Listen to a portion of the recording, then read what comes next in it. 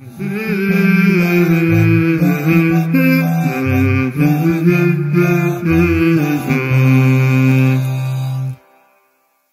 keluarga muslim, alhamdulillah kita kembali lagi di program Halo Ustaz. Ada pertanyaan, insya Allah ada jawabannya. Sahabat keluarga muslim, tadi kita sudah membahas di segmen pertama dengan Ustaz Zulham terkait bagaimana yang dimaksud dengan melalaikan sholat.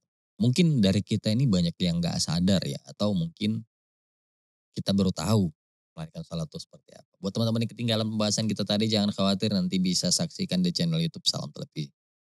Di segmen yang kedua ini, kita akan membahas tentang kurir. Nah, kurir teman, ini profesi yang sangat kita tunggu-tunggu kehadirannya ya, karena seiring berjalannya teknologi, kita tentu sering memesan barang online yang barang tersebut diantarkan oleh seorang kurir. Namun sebelum saya bacakan detailnya tentang kurir, saya ingin mengajak terlebih dahulu untuk terus berdonasi ke Salam TV Peduli, agar kami bisa terus beroperasional untuk menyampaikan pesan-pesan kebaikan. Kemudian saya ingin mengajak juga untuk bergabung di program Halo Ustaz dengan cara chat ke nomor WhatsApp 085296671046.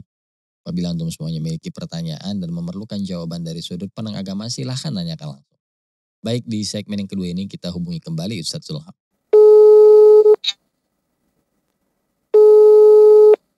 Halo Ustaz, Assalamualaikum. Waalaikumsalam warahmatullahi wabarakatuh. Ustaz, bagaimana hukumnya menjadi kurir namun ternyata isinya adalah barang yang haram? Yang kurir juga tidak tahu kalau itu ternyata barang isinya barang haram. Mohon pencerahannya Ustaz. Ma'asyiral muslimin wal muslimat rahimani wa rahmakumullah.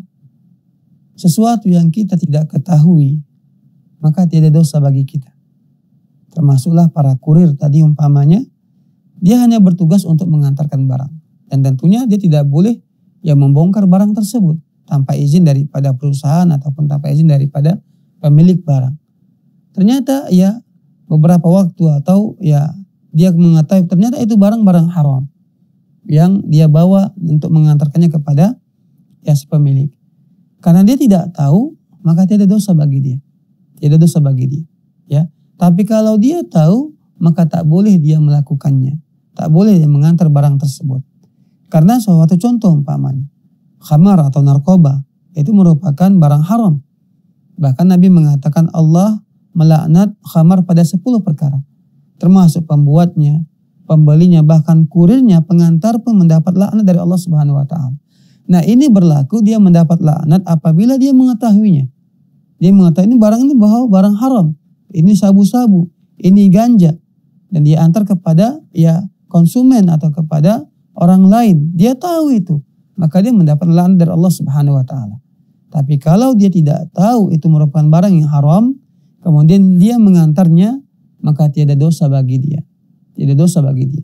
Yang berdosa ialah orang yang menitipkan barang atau orang yang menerima barang tersebut.